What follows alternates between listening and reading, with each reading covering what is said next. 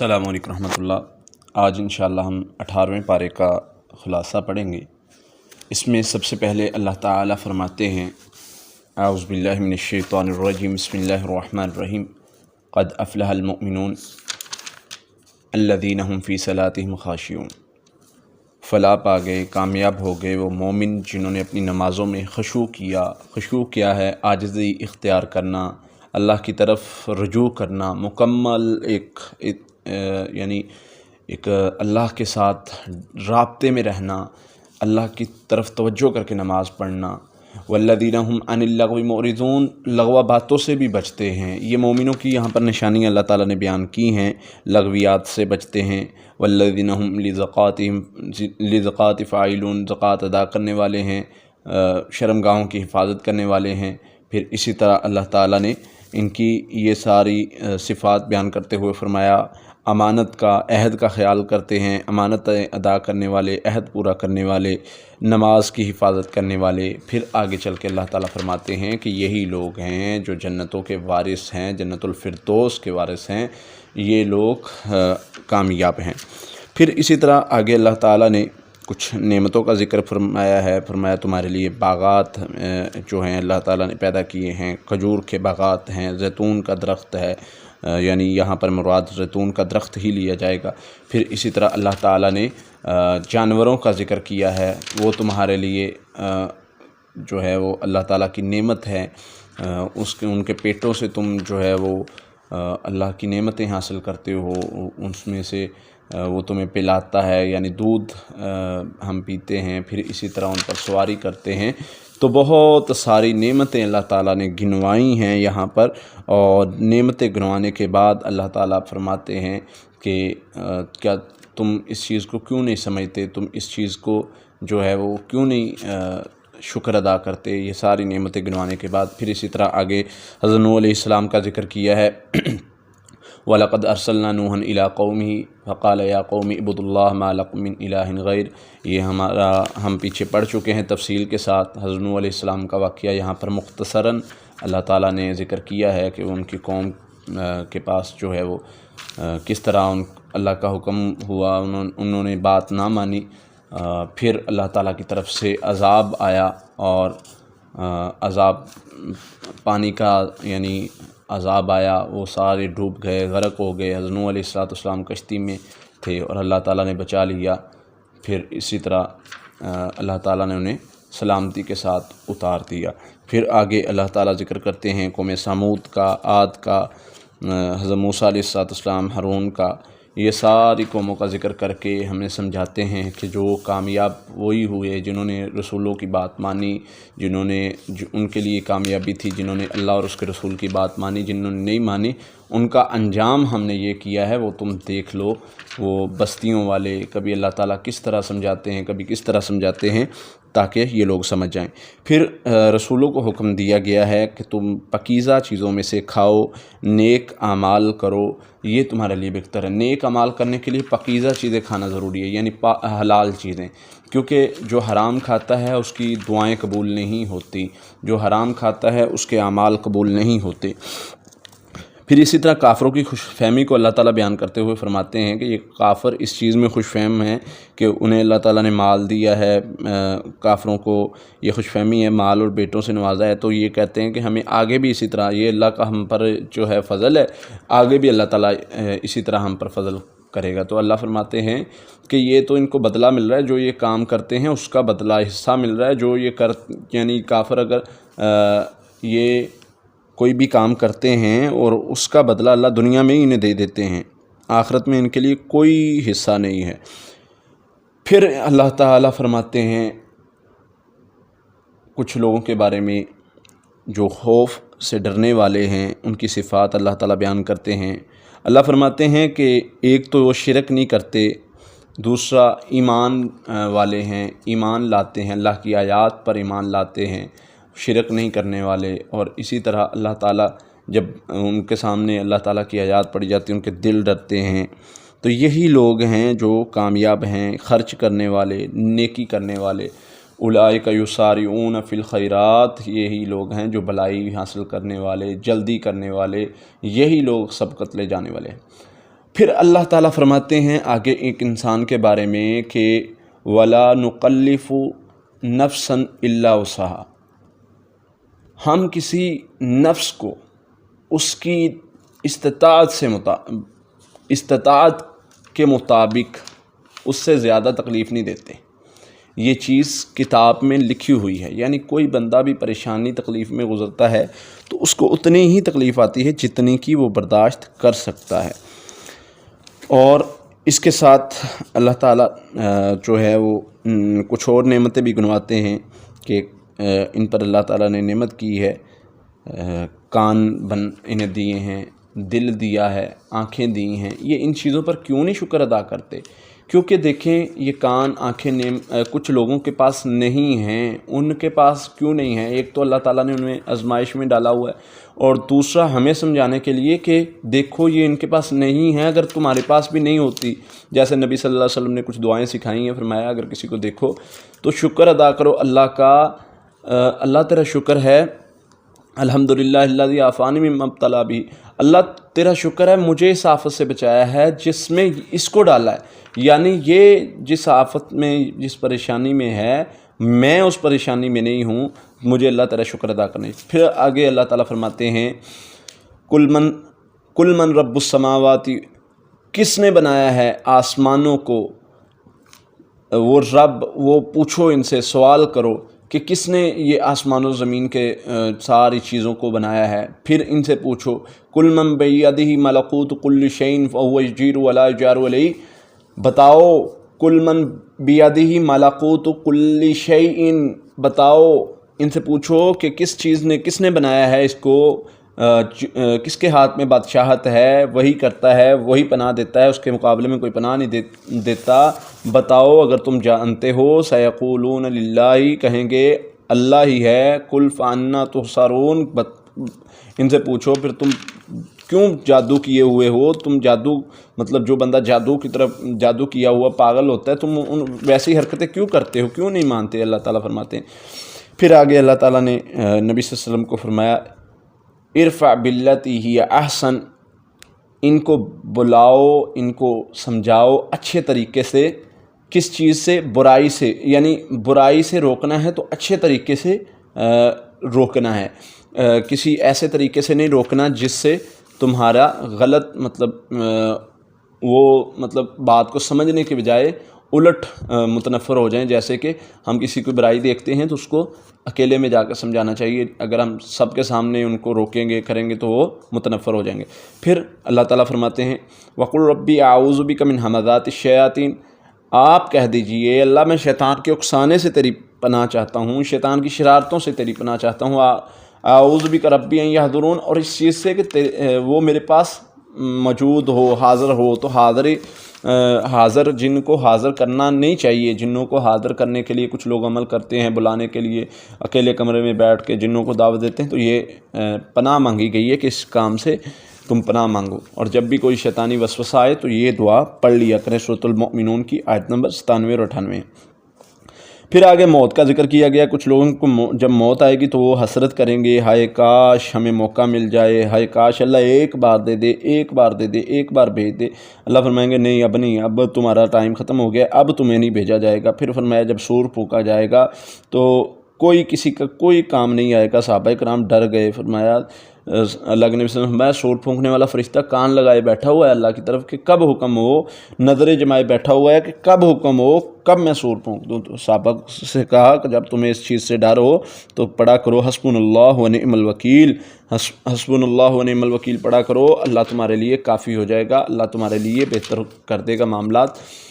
پھر اسی طرح اللہ تعالیٰ نے فرمایا ہے کہ کچھ لوگ جن کا پلڑا بھاری ہوگا وہ کامیاب ہوں گے، وہ جنتوں میں جائیں گے۔ پھر کچھ لوگ ایسے ہیں جن کا پلڑا جو ہے وہ ہلکا ہوگا، وہی لوگ خسارے والے ہیں، یہ آگ میں جائیں گے، ان کا ٹھکانہ جہنم ہے۔ پھر اللہ تعالیٰ آگے فرماتے ہیں سورۃ المومنون کی آخری 4 آیات، افحسبتم انما خلقناکم عبثا وانکم الینا لا ترجعون، کیا تم نے گمان کر لیا کہ تم بے قصور ہی پیدا ہوئے، اسی طرح بلا وجہ ہی پیدا کر دیا اللہ نے تمہیں، تم اس کی طرف لوٹ کر جانا ہی نہیں ہے۔ فتعالی اللہ الملک الحق، جان لو وہی سچا بادشاہ ہے، لا الہ الا هو رب العرش کریم اللہ فرماتے ہیں اس کے سوا کوئی معبود نہیں، یہ جان لو۔ وَمَن يَدْعُ مَعَ اللَّهِ إِلَٰهًا آخَرَ لَا بُرْهَانَ لَهُ بِهِ، جان لو، یہ سمجھ لو، جو اللہ کے علاوہ کسی معبود کو پکارے گا پھر اس کا حساب اللہ خود لیں گے۔ اللہ فرماتے ہیں پھر اس کا حساب ہوگا جو اللہ کے علاوہ کسی اور کو پکارے گا، فَإِنَّمَا حِسَابُهُ عِندَ رَبِّهِ، اس کا حساب اس کے رب کے پاس ہے۔ إِنَّهُ لَا يُفْلِحُ الْكَافِرُونَ، سن لو، فلاں نہیں پائیں گے کافر جو انکار کرنے والے ہیں، فلاں نہیں پائیں گے، اپنے رب سے رحم مانگو، بے شک وہی رحم کرنے والا ہے۔ پھر آگے سورت شروع ہوتی ہے نور، اور اس میں احکام ہیں۔ اللہ تعالیٰ فرماتے ہیں اس صورت کو ہم نے نازل کیا ہے، ہم نے اسے فرض کیا ہے، واضح آیات اتاری ہیں۔ تو سب سے پہلے اس کا مقصد، اس میں اللہ تعالیٰ نے سمجھایا کہ اس میں جتنے بھی احکام ہیں وہ تم پر فرض ہیں۔ پھر اسی طرح سب سے پہلے زانی عورت کے حوالے سے ذکر کیا گیا ہے کہ زانی عورت یا زانی مرد، ان کو 100 کوڑے مارو، اور تم ان کے بارے میں نرمی نہ پکڑو، یعنی جو کوئی اللہ اور آخرت کے دن پر ایمان رکھتا ہے تو ان کو ایک جماعت کے سامنے، لوگوں کے سامنے 100 کوڑے مارو تاکہ انہیں عبرت حاصل ہو، لوگوں کو عبرت حاصل ہو۔ اس کا مقصد یہ ہے کہ اگر کوئی زنا کرتا ہے غیر شادی شدہ تو اس کو کوڑے مارے جائیں گے۔ شادی شدہ کے لیے یعنی مومن کے لائق نہیں ہے یہ کام کہ وہ کسی زانی عورت جس کو سب لوگ جانتے ہیں اور وہ زانی ہے، اس سے مومن نکاح نہ کرے، روکا گیا ہے۔ اور زانی عورت نکاح نہ کرے مگر زانی مرد سے یا مشرک مرد سے، تو یہ مومن کے لائق نہیں ہے۔ مومنوں کے لیے اللہ فرماتے ہیں یہ مومنوں کے لیے حرام کر دی گئی ہیں۔ پھر آگے اللہ تعالیٰ نے مومنوں کے بارے میں بتایا ہے کہ یعنی تہمت جو لگاتا ہے، جو کسی مومن پر تہمت لگائے، اگر 4 گواہ نہ پیش کر سکے تو اس پر کیا ہے 80 کوڑے لگائے جائیں اسے، مگر اگر وہ توبہ کر لیتا ہے، واپس آ جاتا ہے، لوٹ آتا ہے، اپنی بات کو، غلطی کو مان لیتا ہے، استغفار کرتا ہے تو پھر چھوڑا جائے۔ پھر اسی طرح اگر کوئی مرد ہے وہ اپنی بیوی کے ساتھ کسی کو دیکھ لیتا ہے، اب 4 گواہ وہ کہاں سے لا سکتا ہے، کیونکہ اب گھر میں وہ اپنی بیوی کے ساتھ کسی کو دیکھتا ہے، تو اس کے لیے کیا حکم ہے؟ وہ 4 قسمیں کھائے گا اللہ پر، اور 5ویں بات یہ کرے گا کہ اگر میں جھوٹا ہوں تو مجھ پر اللہ کی لعنت ہو۔ پھر اگر عورت بھی صفائی دے، مثلا عورت کہے جی یہ جھوٹا ہے، اس نے غلط قسمیں کھائی ہیں، جھوٹی قسمیں کھائی ہیں، عورت بھی 4 قسمیں کھائے گی اور 5ویں بار کہے گی کہ اگر میں جھوٹی ہوں تو مجھ پر اللہ کا غضب آئے۔ تو یہ ان کی گواہی، یہ اپنی گواہی خود ہی اللہ کو گواہ بنا کر دیں گے۔ اگر پھر بھی یعنی ان کے ساتھ یعنی کہ پھر بھی یہ دونوں نہ مانے، دونوں قسمیں اٹھانے کے لیے تیار ہو، تو فرمایا پھر ان میں علیحدگی کروا دو، یہی ان کا حق ہے۔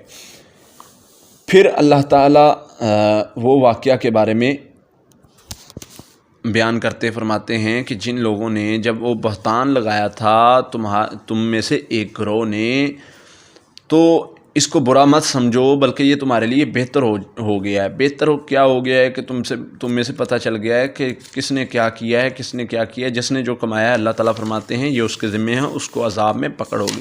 اللہ کے نبی صلی اللہ علیہ وسلم سفر سے واپس آ رہے تھے، اور سفر میں روٹین طریقہ کار یہ تھا کہ ایک بندہ پیچھے تھوڑا قافلے سے رہتا تھا، کچھ پیچھے، تاکہ وہ اگر کوئی چیز رہ گئی ہو تو اس کو اٹھا لے۔ تو اللہ کے نبی صلی اللہ علیہ وسلم کے ساتھ سیدہ عائشہ تھیں اس سفر میں، تو سیدہ عائشہ قضائے حاجت کے لیے اتری ہیں، تو قافلہ وہاں پر ٹھہرا ہوا تھا۔ کچھ دیر بعد پتہ نہیں چلا، نبی صلی اللہ علیہ وسلم نے ویسے ہی قافلے کو چلا لیا، صحابہ ساتھ تھے، تو انہیں یہی لگا کہ سیدہ جو ہیں وہ اپنے بیٹھنے کی جگہ پر ہی موجود ہیں، کیونکہ وہ ایک یعنی کہ اس طرح ڈولی ٹائپ اونٹ کے اوپر جگہ بنائی ہوئی تھی، تو اس میں تھی سیدہ، لیکن وہ سیدہ تو قضائے حاجت کے لیے دور گئی ہوئی تھی۔ تو جب پیچھے رہنے والا صحابی وہاں پر آیا، اس نے دیکھا کہ سیدہ وہاں پر بیٹھی ہوئی ہیں، اس نے کہا کہ مطلب یہ کیا ہو گیا، آپ کو یہاں چھوڑ گئے ہیں؟ تو اس نے اپنے اونٹ پر بٹھایا اور خود آگے چلنے لگا۔ جب پہنچا تو نبی صلی اللہ علیہ وسلم پہنچے اور دیکھا، اور پیچھے آنے والے صحابی کے ساتھ سیدہ تھی، تو اس پر کچھ لوگوں کو، مشرکین نے اور کچھ منافقین نے الزام لگا دیا سیدہ پر۔ تو اس بات پر نبی صلی اللہ علیہ وسلم خاموش ہو گئے۔ تو کافی لمبا واقعہ ہے، اس میں پھر سیدہ کو اپنے باپ کے گھر بھیج دیا کچھ دنوں کے لیے۔ پھر اللہ تعالیٰ نے سیدہ عائشہ کی جو ہے وہ صفائی بیان کی ہے، اور پھر مومنوں کو سمجھایا ہے کہ تم نے کیوں نہیں کہا وقالوا ھذا افق مبین، کچھ نے تو کہا تھا کہ یہ جو ہے وہ بہتان ہے، پھر کچھ کو کہا گیا، سمجھایا گیا کہ تم نے یہ کیوں نہیں کہا، جب تم نے سنا اس چیز کو، جب تمہیں پتہ لگا تو تم نے اچھا گمان کیوں نہیں کیا۔ اگر تم مطلب یہی بات دہراتے رہتے تو تم پر اللہ کی پکڑ بھی آ سکتی تھی۔ تو اس طرح اللہ تعالیٰ نے سیدہ عائشہ کی جو ہے وہ پاکیزگی کو بیان کیا ہے۔ پھر اسی طرح پھر اللہ فرماتے ہیں کہ اے مومنو، ایمان والو، یا ایھا الذین آمنوا لا تتبعوا خطوات الشیطان، شیطان کے قدموں کے پیچھے نہ چلو، کیونکہ شیطان کیا کرتا ہے، تمہیں حکم دیتا ہے برائی کا، فحاشی کا، برے کاموں کا، تو اس کے قدموں کے پیچھے اس کی پیروی نہ کرو۔ جو اس کی پیروی کرے گا وہ گمراہی میں چلا جائے گا، وہ جو اس کی پیروی کرے گا وہ اس کا ٹھکانہ جہنم ہے، جو اس کی پیروی کرے گا۔ پھر اسی طرح اللہ تعالیٰ نے شیطان کی پیروی کرنے سے روکا ہے، اور اللہ پر جو ہے وہ قسمیں بلا وجہ نہ اٹھایا کرو، بلا وجہ جو ہے وہ قسمیں نہ کھایا کرو، اس چیز سے بھی روکا گیا ہے۔ پھر بہتان جو لگاتا ہے، فرمایا دنیا میں بھی اس پر لعنت ہے، آخرت میں بھی اس پر لعنت ہے، آخرت میں سخت عذاب ہے۔ پھر آگے چل کے مومن عورتیں اور مومن مرد اور بری عورتیں اور برے مرد، ان کو الگ الگ کیا گیا ہے۔ الخبیثات للخبیثین والخبیثون للخبیثات، اللہ فرماتے ہیں گندے مرد گندی عورتوں کے لیے، گندی عورتیں گندے مردوں کے لیے۔ والطیبات للطیبین والطیبون للطیبات، پاک مرد پاک عورتوں کے لیے، پاک عورتیں پاک مردوں کے لیے، یعنی جو غلط عورت ہو اس سے پیچھے ہم پڑھ چکے ہیں کہ نکاح کرنے سے منع کیا گیا۔ پھر اسی طرح آگے اللہ تعالیٰ نے حکم دیا ہے کہ گھروں میں جانا ہے، یعنی گھروں میں کسی کے گھر میں جانا ہے تو اجازت لینے کے بغیر داخل نہ ہوں۔ اگر کوئی مطلب وہاں پر موجود نہیں پاتے، تم آواز دیتے ہو، سلام کرتے ہو، دستک دیتے ہو، کوئی نہیں پاتے تو واپس آ جاؤ، اور اگر تمہیں وہ روک بھی دیں کہ ابھی نہ آؤ تو پھر بھی واپس آ جاؤ۔ یہ اللہ کا حکم ہے قرآن میں تمہیں۔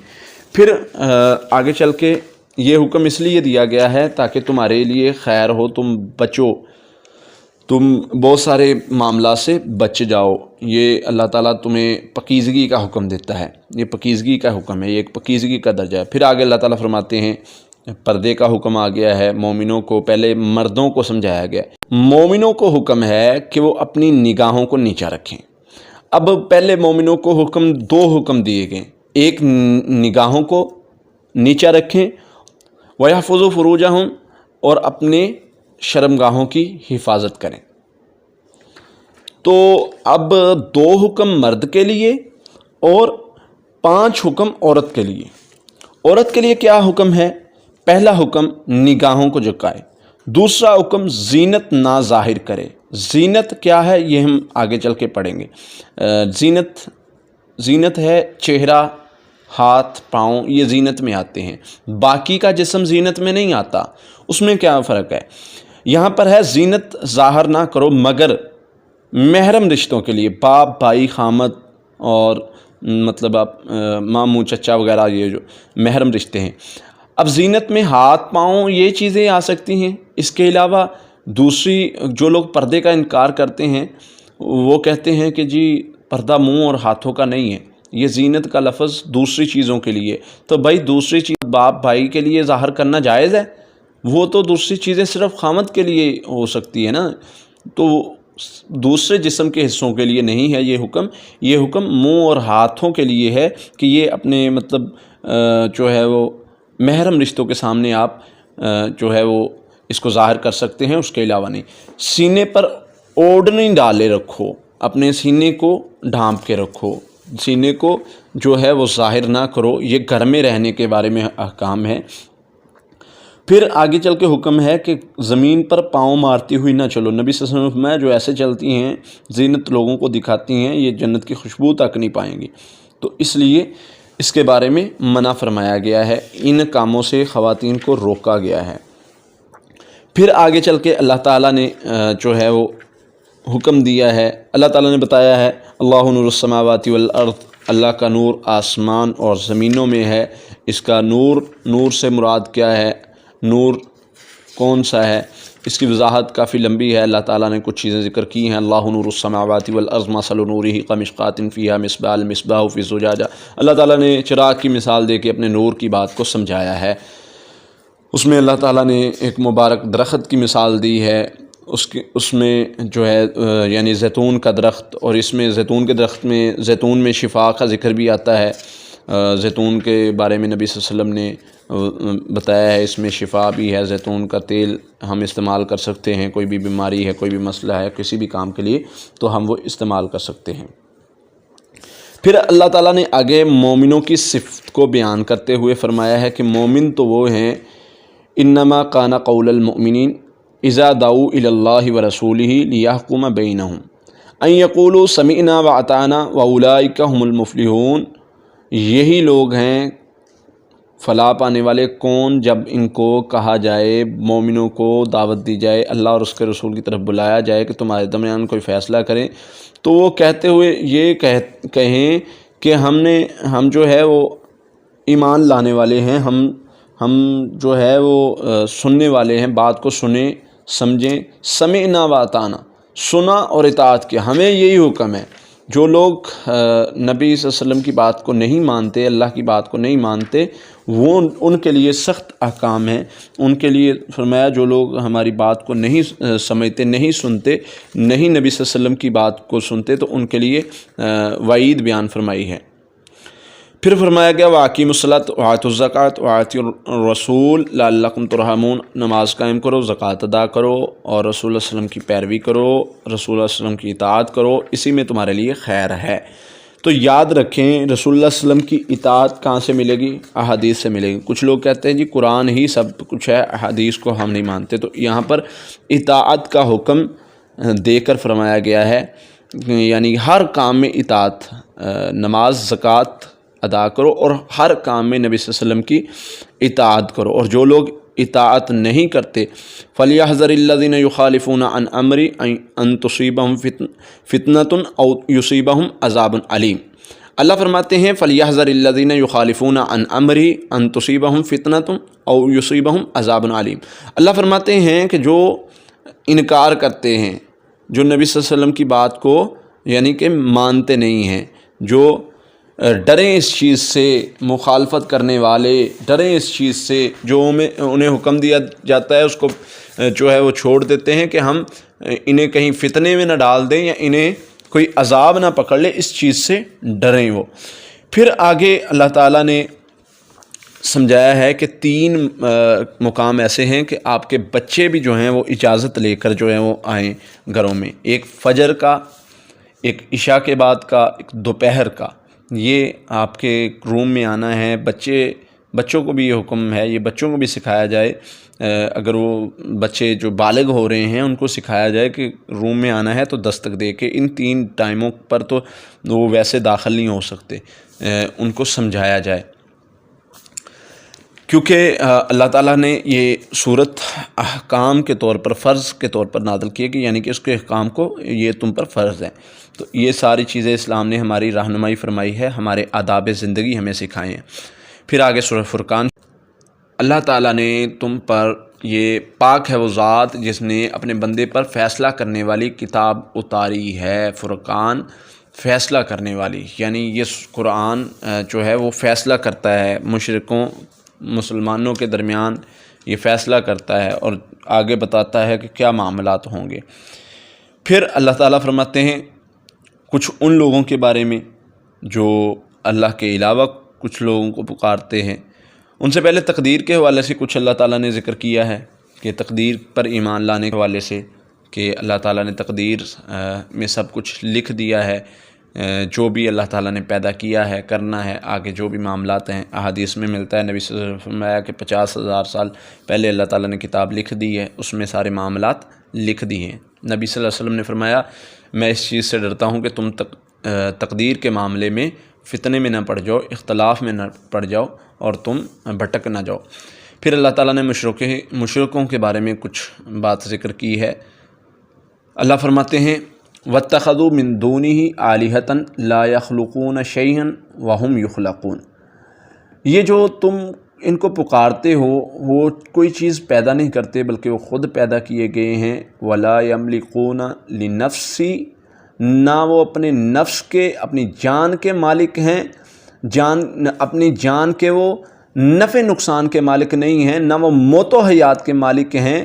تمہیں کیا ہو گیا ہے؟ اللہ فرماتے ہیں نہ انہیں یہ پتہ ہے کہ وہ کب اٹھائے جائیں گے۔ سورہ فرقان کی آیت نمبر 3 میں اللہ تعالیٰ نے ان لوگوں کے بارے میں واضح کر دیا جن کے بارے میں تم جن کو پکارتے ہو، یعنی جو قبروں والے ہیں ان کو تم پکارتے ہو۔ اللہ فرماتے ہیں انہیں تو یہ ہی نہیں پتہ، مختلف مقامات پر اللہ تعالیٰ نے یہ فرمایا کہ انہیں یہ نہیں پتہ کہ کب اٹھائے جائیں گے۔ پھر اللہ تعالیٰ نے کافروں کی ایک سوال ذکر کیے ہیں، یہ سوال کرتے ہیں کہ جو ہماری طرف فرشتہ کیوں نہیں آیا، اللہ تعالیٰ نے ایک انسان کو کیوں بھیجا ہے جو ہمارے درمیان چلتا بھی ہے، کھاتا پیتا بھی ہے۔ اللہ فرماتے ہیں کہ تم یاد کرو پچھلی قوموں نے جنہوں نے جھٹلایا تھا ان کا کیا حال ہوا تھا، جو جھٹلائے گا اس کے لیے جہنم کی آگ اللہ تعالیٰ نے تیار کر رکھی ہے۔ پھر اسی طرح جو ہے وہ جنتیوں کا ذکر ہے، اللہ تعالیٰ نے جو جنتی ہیں ان پر کیا کیا انعام کیے ہیں، اللہ تعالیٰ ان کے لیے کیا کیا تیار کر رکھا ہے۔ اور آخر میں اللہ تعالیٰ نے نبی صلی اللہ علیہ وسلم کو فرمایا ہے کہ کوئی بھی نبی آیا ہے وہ ان کو بتائیں، ان کو سمجھائیں کہ کوئی بھی نبی پہلی قوموں پر آیا ہے وہ اسی طرح کھاتا پیتا بھی تھا، چلتا بھی تھا، بشر تھا، انسان تھا، دعوت اسی طرح دیتا تھا، ان کو بھی مشکلات کا سامنا کرنا پڑا ہے تو پریشان نہ ہوں۔ تو نبی صلی اللہ علیہ وسلم نے ان کو سمجھایا ہے۔ تو کچھ لوگ سمجھ گئے، کچھ جن کی قسمت میں ہدایت نہیں تھی انہوں نے نہیں سمجھا۔ تو اس لیے اللہ تعالیٰ ہمیں سمجھنے والوں میں سے بنائے، آمین۔ السلام علیکم ورحمۃ اللہ۔